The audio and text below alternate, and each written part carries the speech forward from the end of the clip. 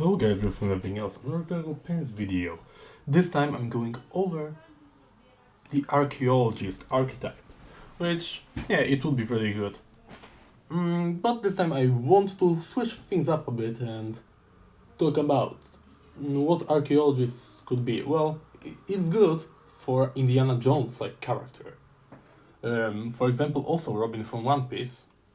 Indiana Jones, I believe that Indiana Jones would be probably either a rogue or a fighter with a whip. And also with archaeologist dedication as their three archetypes. Similarly to Robin from One Piece, that would probably be a psychic, like the distant reach psychic. Let's get to it.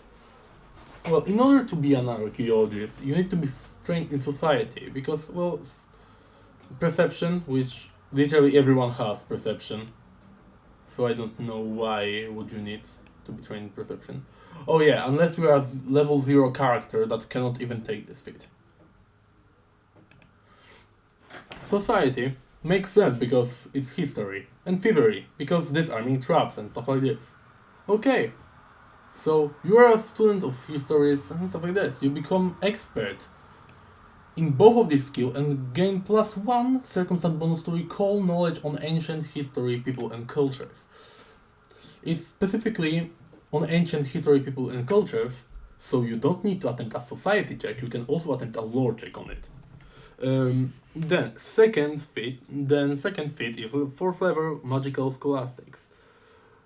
Well, the key to study, which doesn't have any real prerequisites other than the main dedication. When you study to your success a bit of magic helpful to discovering the secrets, you gain detect magic guidance and read aura as innate occult cantrips.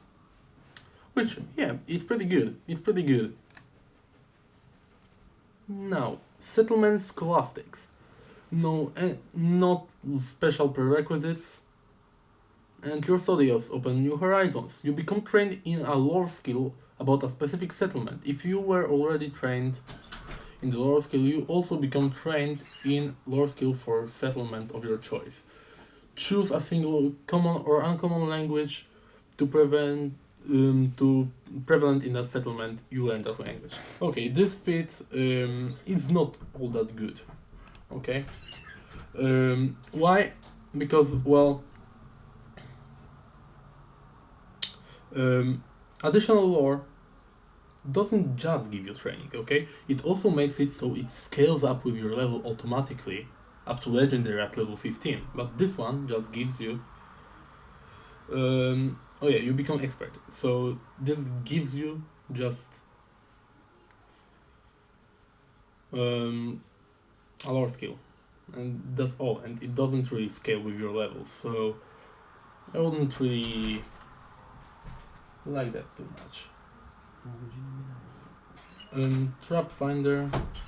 You have intuitive sense that alerts you to dangerous presence of traps. You get +1 circumstance bonus to checks against traps, AC against traps, and saves against them. Even if you're not searching, you can find traps that would normally require you to do searching. So it's basically just rogue feats.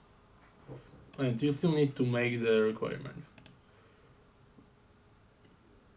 And you can disable traps that require proficiency rank in Master Thievery.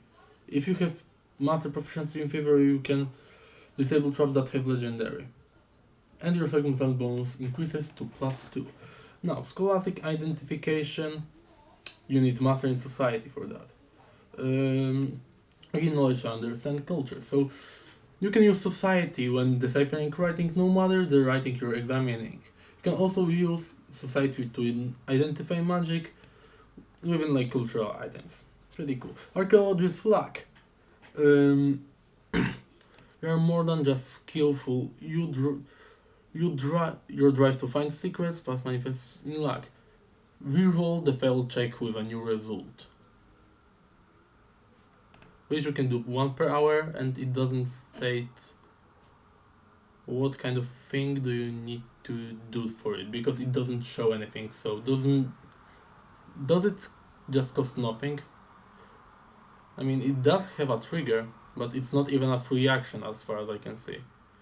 Delay trap, which you can jump the workings of a trap to delay its effects, attempt thievery check to disable it, and the DC is increased by 5.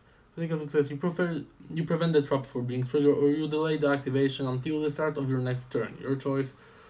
You just prevent it and delay the activation until the end of your next turn. Whichever is worse for you, GM's choice. No effect on a failure. On a critical failure, you're flat-footed until the start of your next turn. Then, Greater Magical Scholastics. You need Magical Scholastics, and yeah. Now you can cast Augury Locate Non-Detection as Occult Innate spells. Each once per day each. You can cast non-detection spell only on an object, and it's automatically heightened to the same spell level as your cantrips through Magical Scholastics. Well, it's 3 spells, so it's pretty good. And as you can see, really cool detail about every cargo video. I don't know if you can count. Every time when a person just enters my room to just grab something from my room and then just leaves. Because during this video, this happened twice. This happened already twice, so yeah, just have fun searching for that. And yeah, just pretty good. Pretty good. I mean, over here, it doesn't really matter if you switch it up. And over here, yeah, it's pretty good. With non-detection also, it doesn't matter that they're heightened. Locate is only one that matters that it's heightened. But yeah, it's still good. It's still a pretty good archetype if you're exploring ruins.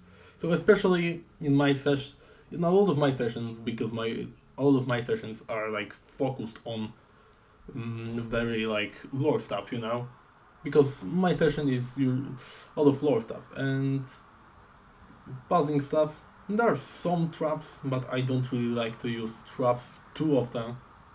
I usually like to use a puzzle that actually makes sense. Because, for example, I used one puzzle with a camel, you know, that actually makes sense. Because there are carnivorous camels in one area. Yeah, but the camels